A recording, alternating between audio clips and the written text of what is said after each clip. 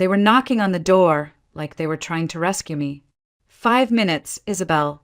Someone shouted from the hallway outside the courthouse bridal suite. But I wasn't drowning. Not in water, anyway. Just in tulle and expectation. I stared at myself in the mirror. The white dress, ivory satin with delicate lace and a sweetheart neckline, was beautiful, custom-fitted, and absolutely suffocating. I wasn't crying. I wasn't shaking. But I was gasping for air, the way someone might in a dream right before they wake up screaming. I lifted the hem to glance at my feet. Heels. For inches. I hated heels. Thomas picked them. Elegant, he had said. My chest felt like it was folding in on itself. Behind me, on the side table, sat a delicate silver brooch. My mother's. I pinned it to my dress earlier, like a gesture of approval from a woman who hadn't been alive for over 20 years. Would you have said yes, Mama? I whispered. Would you have let me give my life away just to make things easier for everyone else? A knock again. It's time. I opened the door, smile painted on.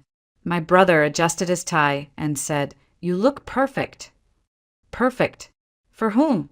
As we walked down the narrow corridor toward the ceremony chamber, I felt my knees wobble. Not from nerves. From clarity. 20 years of being the responsible daughter, the substitute mother, the one who said no to college because someone had to stay, the one who babysat so her sisters could party, who taught full-time and still made dinner every Sunday. I had done everything right, and none of it felt like my life. The double doors swung open. Guests turned. Thomas was already standing by the officiant, smiling that practiced, professional smile of his. He looked so polished, so ready, so certain. But the moment he placed his hand on mine, the weight of it wasn't warm. It was heavy, possessive, and when I tried to pull away ever so slightly, his fingers tightened like I was property. He leaned in and murmured, Breathe, sweetheart. I've got you. I smiled, but only with my teeth. The officiant cleared her throat. We are gathered here today. The words floated in the air, meaningless. I felt my pulse in my temples and my ribs. Then I heard it, my mother's voice, not from the brooch, not from the grave, but from somewhere buried inside me. Promise me, Isabel, you will live your life fully. For yourself. I blinked. The officiant was now looking directly at me. Isabel Moreno, do you take this man? No, the word left my lips before I even realized it had formed. It echoed through the room like a gunshot. Gasps. Silence. Thomas stiffened. What? I can't, I said, shaking my head. I'm sorry. I can't do this. I didn't wait. I turned and walked fast. Then I ran. I ran through the marble hallway, past the stunned guests, past my aunt clutching her pearls, past the flower girl dropping petals in confusion, out the front doors, into the dry New Mexico heat. And there, by some absurd twist of fate, was a man on a motorcycle. Leather jacket, boots, his helmet under one arm and a cigarette in the other. He raised an eyebrow as I barreled toward him, dress dragging behind me. Need a ride, he said, half laughing. Please, I panted. Just get me out of here. He stared at me for a moment. Then he nodded, tossed me a helmet, and said, Hop on. I didn't look back. Not once. Not at the courthouse. Not at the bewildered crowd spilling onto the steps. Not at the man I almost married. The bike roared to life beneath us. The wind tore at my veil, tugged my hair loose, filled my lungs with air I hadn't tasted in years. I gripped his waist not because I was scared, but because for the first time in decades I was moving, really moving. We drove for what felt like hours, though it couldn't have been more than 20 minutes. He dropped me off near the edge of town by the old arroyo. I got off without a word, handed him the helmet. You okay? He asked. I nodded. Thanks for the escape. He gave me a two-fingered salute and disappeared into the dusk. Barefoot, I walked the last half-mile home, dust caking my soles, skirt torn and gray from dragging along the cracked desert earth. The house came into view. My father's adobe, same as it had always been. Lights off.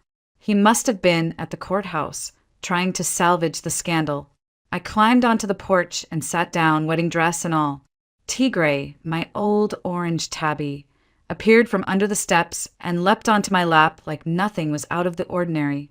He curled against me and purred softly, his warmth grounding me in a way nothing else could. My hands trembled. My heart raced. But my lungs finally knew what it was like to fill with air. I closed my eyes and whispered into the night, "This time, Ma?" I didn't let them choose for me. And Tigray purred louder, like he agreed.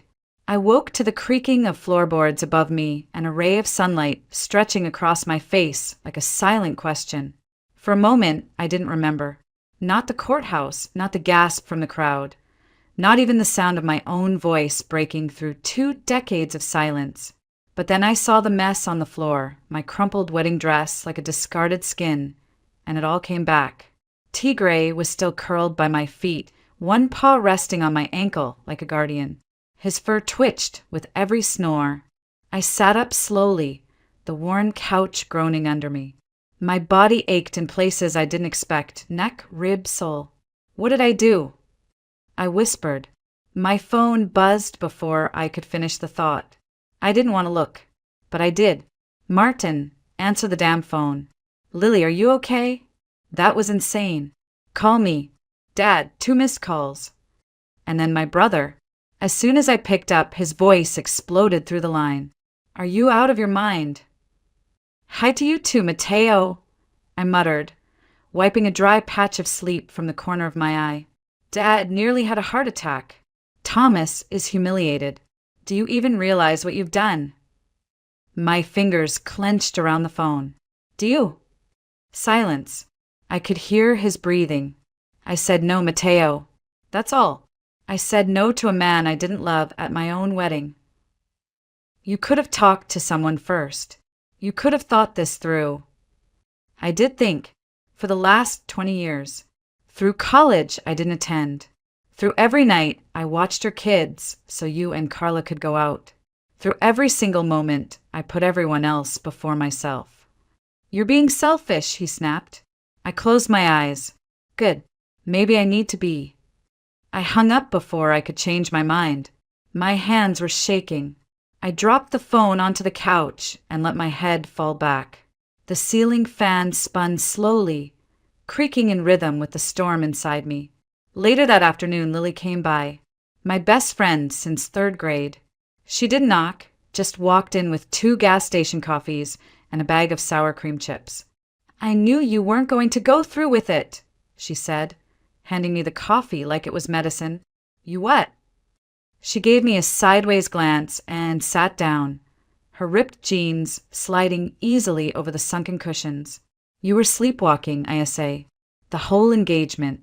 You barely even talked about him. You smiled, but it didn't reach your eyes." I stared into my cup. "Why didn't you stop me?" "Would you have listened?" I didn't answer. The question hung in the air between us like a forgotten photograph. We sat in silence for a while, chewing chips, sipping coffee, listening to the wind roll over the desert. Tigray jumped up between us, pawing at my lap like he was claiming his territory. "You know what I envy." Lily said after a long pause, "You did something bold. You broke a script. Most people just live it out." "Is that what I did?" I asked. "Broke a script?" "You burned the damn play." I hadn't told anyone where I was staying, but someone must have let it slip. Maybe a cousin, maybe a guest who recognized the house. I didn't think he'd come after me. I was wrong. That night, I was almost asleep when the pounding started. It was violent, like someone was trying to break down the door. Tigray bolted upright and hissed, tail puffed like a bottle brush. I sat up slowly, heart racing. And then I heard it. Isabel. His voice. "Thomas, open the door. Now." Tigray launched himself off the couch and positioned himself between me and the door like a furry, low-to-the-ground warrior. The pounding grew louder. "I know you're in there. I backed into the kitchen and grabbed my phone, hands trembling. "I'll break it down, Isabel. Don't think I won't." And then the door exploded inward. He stood there, rumpled suit, breath sour with whiskey, hair disheveled, eyes wild. He looked nothing like the man I almost married. "You humiliated me," he growled, stepping inside. "Get out," I said, though my voice was barely audible. "Or I'll call the police." He laughed, harsh and cruel. "Oh yeah? You think anyone's gonna believe little Miss Perfect Thomas Green hit his fiancé?" He lunged for me, grabbed my arm, and then everything happened at once. Tigray flew through the air like a cannonball of orange fury, claws out, teeth bared. He landed squarely on Thomas's back, screeching. Thomas roared, flailing. I dove for the phone again, but he shoved me hard against the wall. Tigray clawed his neck, leaving deep red lines. Then, with one brutal motion, Thomas grabbed Tigray by the scruff and hurled him against the wall. A sickening thud, a cry. My heart cracked. I screamed and rushed to Tigray's limp body. "No, no, no!" But Thomas wasn't done. He grabbed me by the hair, raising his hand to strike, and then let go of my daughter. The voice was calm, cold, steel. My father stood in the doorway, a shotgun leveled at Thomas's chest. "Right now." Thomas froze. "Mr. Moreno, you so much as breathe wrong, and you won't leave this house standing," Dad said. "You and I can talk. Outside."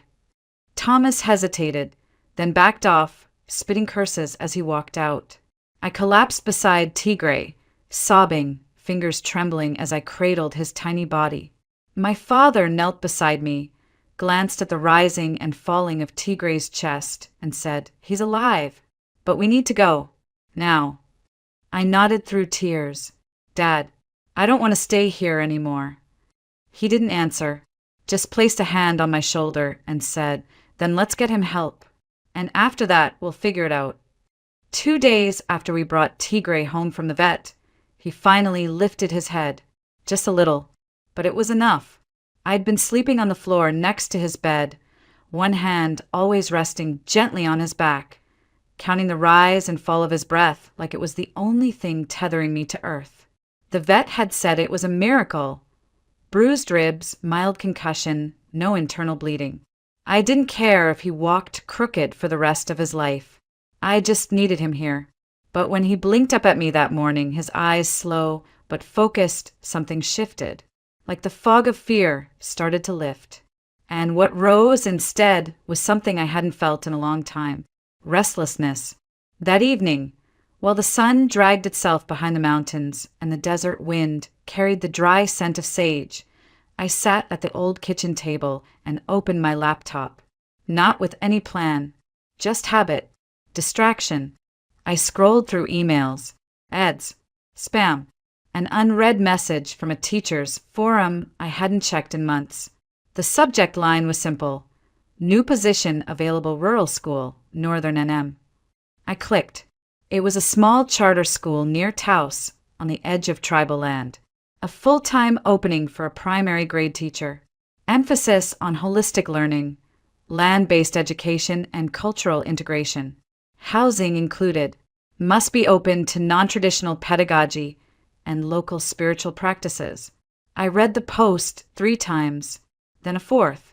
The words glowed on the screen like they were daring me. "Are you ready to start over?" I didn't let myself overthink it. My fingers hovered over the keyboard. I typed one line, "Hello. My name is Isabel Moreno. I'm interested. Can we talk?" I hit send, closed the laptop, took a breath. The next morning I had a reply. "Hola, Isabel. My name is Miguel Yazzie. I'm the acting director of Red Cedar Primary. Would love to speak." I stared at the message. Then I called. His voice was calm, low, with a kind of quiet confidence that felt older than the phone line connecting us. "Why are you interested in this position?" he asked. I had a list of answers prepared. Something about curriculum development, trauma-informed classrooms, my years of experience. But none of it came out. Instead, I said, Because I want to finally become the teacher I dreamed of being when I was 9. There was a pause on the line, and then he laughed. Softly, kindly. Well, he said, we built this school for people who dream like that. When can you come? My hand trembled as I wrote down the address. That night, I told my family. They thought I was kidding. You're moving where? My sister Clarissa shrieked, holding a spoon over her baby's high chair. Taos, I said. A school near the mountains. They offered me housing. What about here? What about the kids? What about Dad? I looked at my father. He sat silently at the head of the table, staring into his coffee. Since the night he'd saved me, he'd been distant. Not angry, just tired. You don't even have your own family, Clarissa added, her voice sharp. Now you want to go play teacher in some village. It hit me hard, not because it was cruel, though it was, but because it was true. I didn't have a husband, or children, or a mortgage. I didn't even have a dog, just Tigray, still healing in the corner, purring softly like a small machine. But for once, the truth didn't wound me. It clarified me. Exactly, I said. I have nothing holding me here. And I don't want to wake up one day at 60 and realize I never left the place where my life stopped moving. Clarissa rolled her eyes. Drama. I turned to my father. Dad, I need to go, but I'll call. I'll visit. I promise. He was quiet for a long time. Then he nodded. Just once. I always knew, he said. One day you'd leave. I packed in silence. Old sweaters. My lesson binders, a few dog-eared books, Tigray's carrier, the red yarn bracelet one of my former students made me last Christmas. My brother Mateo showed up the night before I left. You really going? He asked from the doorway, his arms crossed, trying to act annoyed. You're just going to leave us with Clarissa's chaos and Dad's grumpiness. I smiled. You'll survive. He sighed, rubbing the back of his neck. You know, I always thought you'd be the one to stay forever. I always thought that too, I whispered. He looked down, then back up. Good for you. At dawn, I loaded the last box into the back of my battered car. Tigray meowed from his crate, clearly displeased with the arrangement. Don't worry, I said, strapping him in. We're not running away this time. We're running toward something. I took one final walk around the house. Every corner held a memory, some sweet, some suffocating, but I didn't cry, not even when I saw the mirror in the hallway, the one where I first saw myself in that wedding dress and didn't recognize the woman staring back. This time I did. I thought I knew mountains. I'd seen them in magazines, on postcards, on dusty road trip billboards. But nothing prepared me for what rose beyond the windshield as I drove deeper into northern New Mexico. The Sangre de Cristo Range wasn't just landscape, it was presence. Old, watching, alive. Tigray stayed oddly quiet in the passenger seat, his carrier tipped just slightly so he could watch the clouds drift over the jagged peaks. The air grew thinner. The sky stretched wider. Every mile felt like a peeling away of layers I hadn't realized I was wearing. By the time I pulled into the tiny dirt lot outside Red Cedar Primary, the sun was low, painting the ground in gold and ash. A woman stood waiting near the front steps, tall, straight-backed, long black braid trailing down her shoulder like a ribbon of shadow. You must be Isabel, she said, offering a hand. Her grip was firm, eyes sharper than her age. Irina, she added, vice principal. I'm here to help you get settled. She spoke with a rhythm I hadn't heard before, like her words had roots, like they belonged to something older than English. I followed her toward a small adobe-style home beside the school, its roof sloping into the hillside, windows deep-set like resting eyes. This'll be yours, she said, unlocking the front door. Nothing fancy, but the bones are strong. Inside, the walls were cool, the floor uneven, the corners filled with dust motes dancing in slanted light. A faint smell of sage lingered in the air. I placed Tigray's carrier gently by the window. He stepped out cautiously, sniffing each creaking floorboard as if the wood might bite back. Irina glanced at him with a flicker of amusement. "He'll adjust," she said. "We all do." That evening, she made a fire in the Kiva fireplace without being asked. Her hands moved with the ease of someone who knew flame like an old friend. When she was done, she stood and faced me. "You feel it?" she asked. I blinked. "Feel what?" She nodded toward the window. "This land. It doesn't welcome you with open arms. Not at first.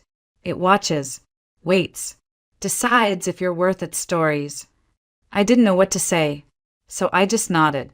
The next morning, the cold punched through the walls like a lesson. June in the city was sleeveless dresses and iced coffee. Here, it was frost on the glass and breath like mist. I bundled in layers and followed Irina across the gravel lot toward the school. The building looked like it had grown out of the ground. Thick beams, wide windows, painted tiles woven into the adobe. "Red Cedar isn't like other schools," she said as she opened the front doors. "We teach math and reading, yes, but also language, ceremony, land, spirit." Inside, the classroom smelled of cedar and something deeper, like earth after rain. There were no rows of desks, just round tables, floor cushions, handmade tapestries on the walls, a drum in the corner, stretched tight with rawhide and ringed with feathers. "That's the spirit drum," Irina said, catching my glance. "Gift from one of our elders. Children learn rhythm before they learn grammar." I ran a hand across the rim. The skin felt warm, alive. Irina smiled. "If it lets you touch it, that's a good sign." Later, she showed me the teacher's lounge. Small, quiet, one stained couch, a coffee maker from another decade, and a window that framed the mountains like a painting. I sat there a long time after she left, just breathing, just listening. The next day was my first with the students. 15 pairs of eyes stared at me as I stood at the front of the room. Most of them dark, curious, solemn. Some smiled, others just watched. But one didn't look at me at all. He sat in the back corner, arms crossed, blonde hair too bright for this room, jaw clenched like he'd swallowed every word he ever wanted to say.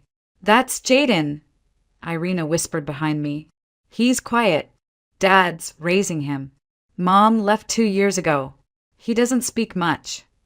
His father's Miguel, our acting director," she added quietly. "But most folks don't say it out loud unless they need to." My chest tightened. I recognized that silence. I tried not to call on him. Didn't want to press. But as the other kids shared stories, drew trees, laughed, and fidgeted, Jaden stared out the window like he was somewhere else entirely. When class ended, the kids trickled out in bursts of noise and backpacks. Jaden lingered. He didn't speak, just slipped a folded paper onto my desk and walked away. I opened it. A sketch. Rough, smudged. A mountain. A tiny figure beneath it. A cat curled beside their feet. I looked out the window, toward the peaks, then back at the paper, and something in me whispered, "This is where it starts." It started with Tigray.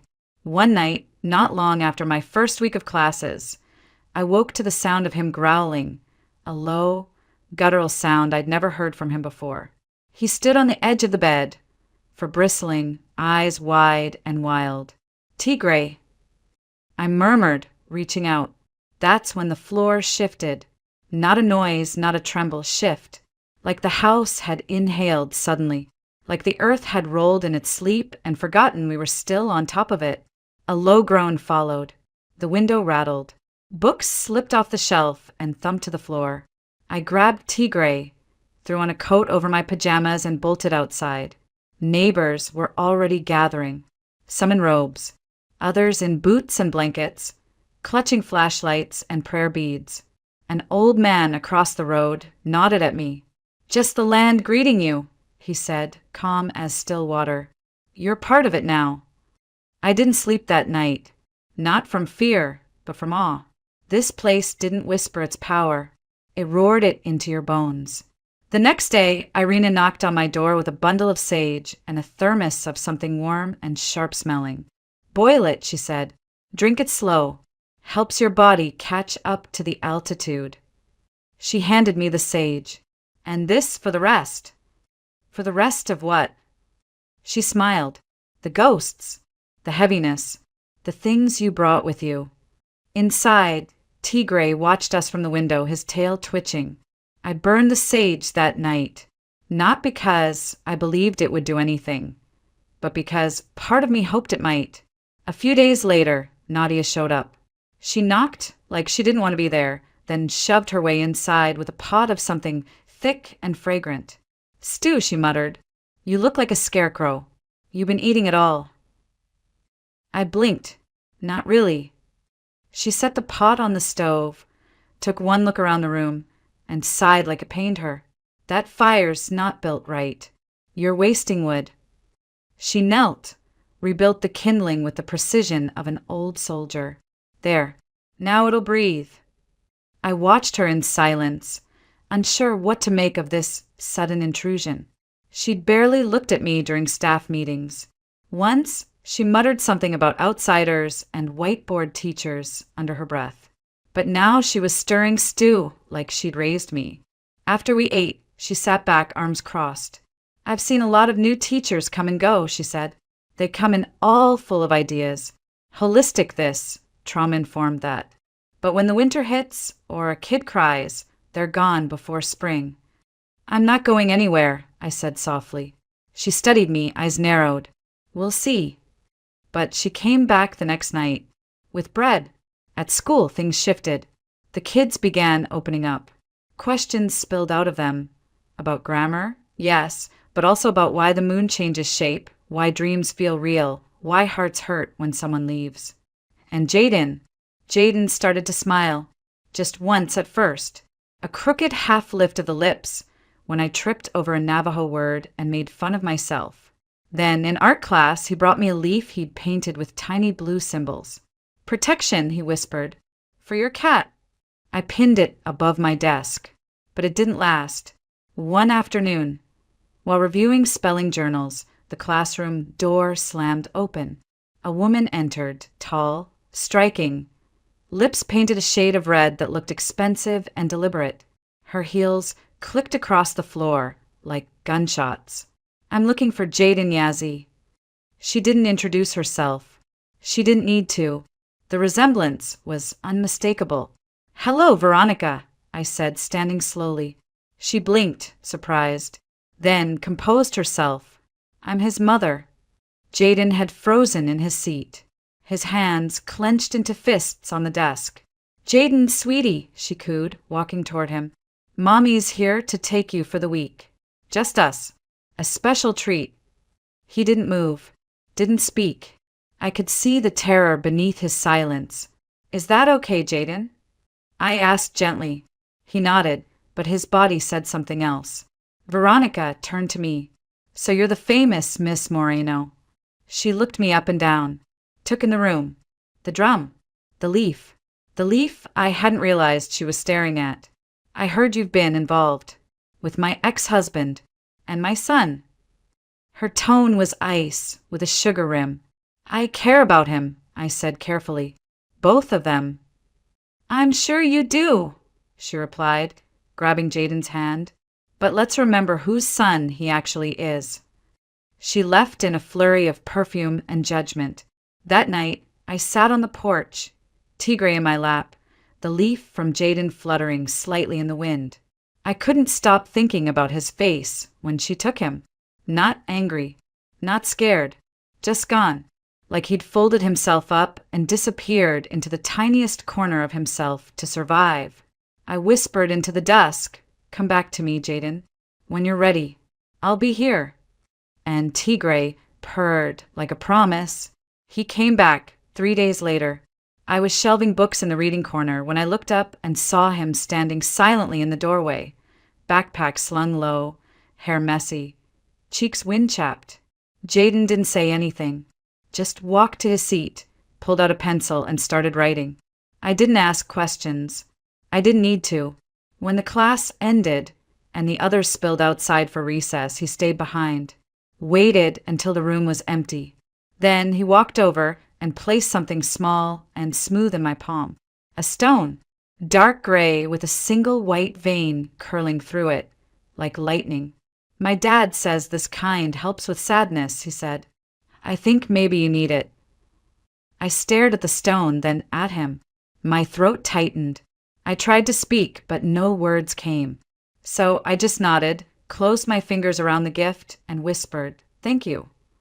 And in that moment, I knew something had changed. Not just in him, in me. That evening, I ran into Elia at the local store. She was standing in front of the tea section, manicured fingers tapping against her shopping basket. I tried to move past without a word, but her voice found me anyway.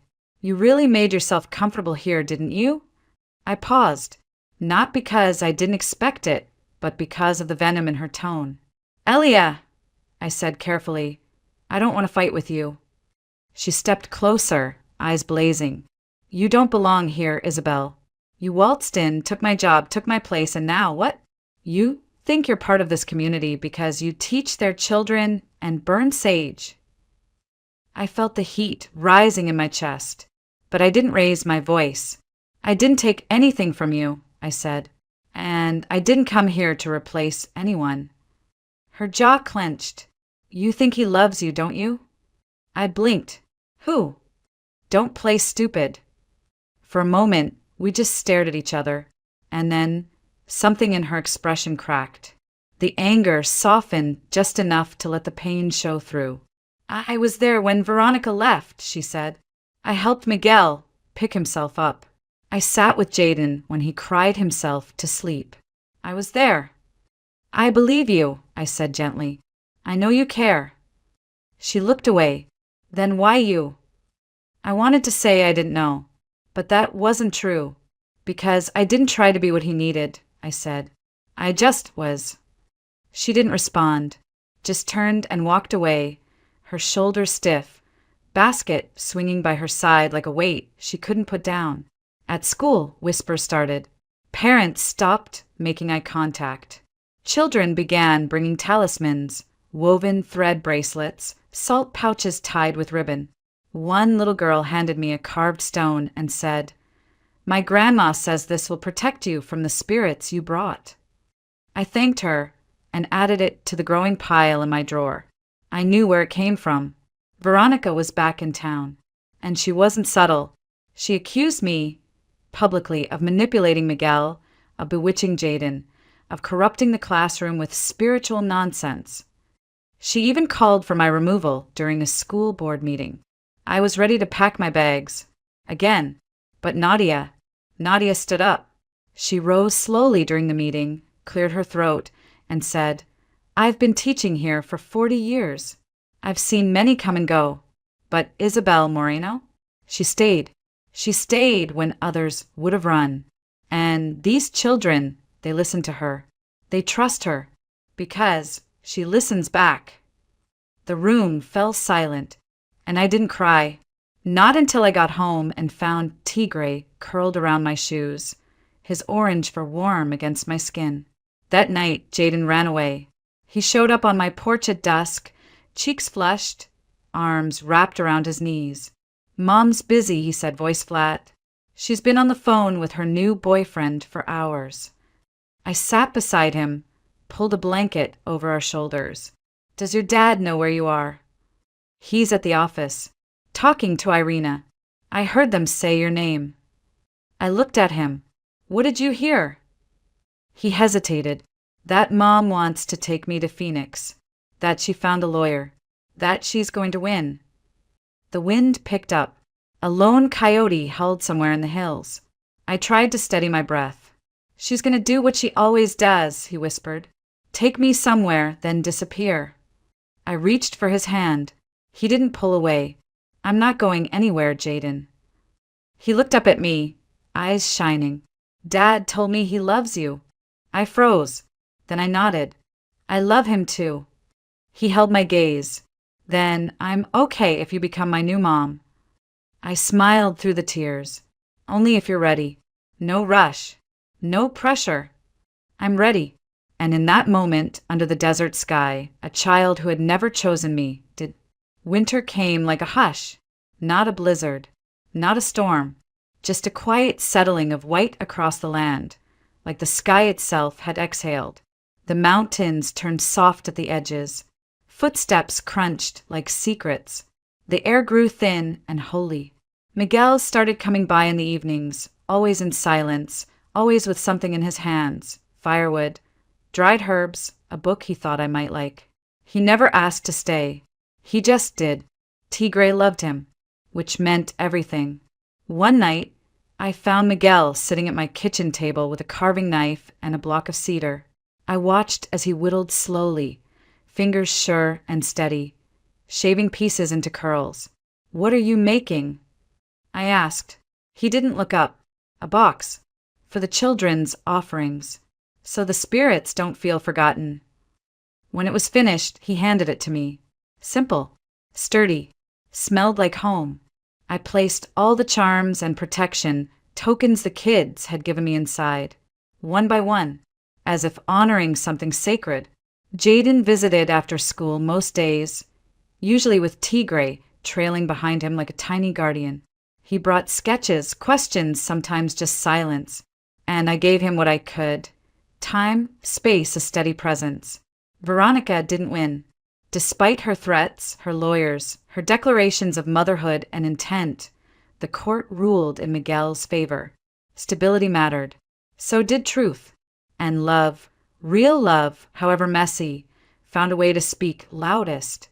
She left town the following week. Miguel and I didn't celebrate. We just sat in the quiet, a candle flickering between us, Tigre asleep at our feet. "You okay?" I asked. He nodded. "She'll come back, but we'll be ready." There was no triumph in his voice, just peace. One weekend, as the snow began to thaw, he asked me to take a trip with him. "Just us," he said. "There's somewhere I want to show you." We left early, bundled in layers, Tigre safely curled at home under Nadia's watchful eye. Miguel drove the old truck up, winding paths that eventually vanished into forest. Then we walked. The path wasn't marked.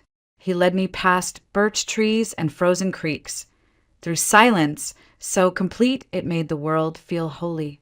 Eventually we reached a clearing. Ribbons hung from branches, red, white, blue, green, fluttering softly like prayers. At the center stood a stone altar, moss-covered, ancient. "My grandfather used to bring me here," Miguel said. "He taught me to tie my wishes into the wind." He pulled a small strip of fabric from his pocket, handed me another. "What do I do?" I whispered. "Tie it," he said, "and ask for what your soul needs most. Not what your mind wants, what your spirit craves." I closed my eyes, feeling the wind on my cheeks. I thought about the life I'd left, the woman I used to be, the silence, the service, the obedience, the fear, and then I tied my ribbon and whispered, "Let me stay true, even when the world tells me to bend." When I opened my eyes, he was watching me, his face unreadable, but his eyes were wide open. "I brought you here for a reason," he said. Then he reached into his coat pocket and pulled out a ring. Not new, not polished, something old, handmade. The silver dulled by time, the turquoise in its center cracked slightly like a riverbed. "This belonged to my grandmother," he said. "She gave it to my mom. My mom gave it to me." He stepped forward, took my hand. "I'm not a man of speeches, but when you showed up here, something inside me started breathing again, like the land had been holding its breath until you arrived." My heart pounded. "And I think," he continued, "maybe the wind knows our names for a reason. Maybe it's been calling us toward this moment for longer than we realize." He looked down, then up, eyes steady. "Will you marry me?" I didn't cry. I smiled. Soft, steady. "Yes," I said. Not because I needed saving. Not because it was expected. Because this time the choice was mine. The wedding was small. Spring arrived with thunder and rainbows and wildflowers that bloomed out of nowhere. The children made decorations from pine cones and paper. Nadia brought stew. Jaden walked me down the path, a flower behind his ear, beaming like the sun had chosen him personally. Miguel stood waiting under the wide open sky, the mountains behind him like silent witnesses. Tigre, of course, sat proudly beside us, his orange tail flicking like a metronome. When I said my vows, I didn't promise perfection, or forever. I promised honesty, patience, and presence.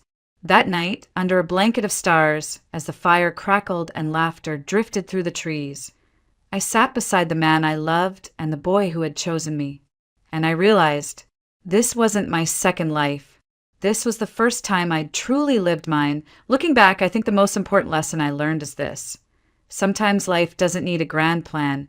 It just needs one brave moment of saying no to the path everyone else laid out for you.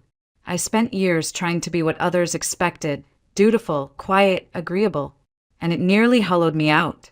But the moment I left everything behind and stepped into the unknown, I began to hear my own voice again. I learned that home isn't always where you're born. Sometimes it's the place that finally lets you breathe. Sometimes it's a boy handing you a spirit stone, or a man carving a box with care, or a cat curling up at your feet when your world feels like it's falling apart.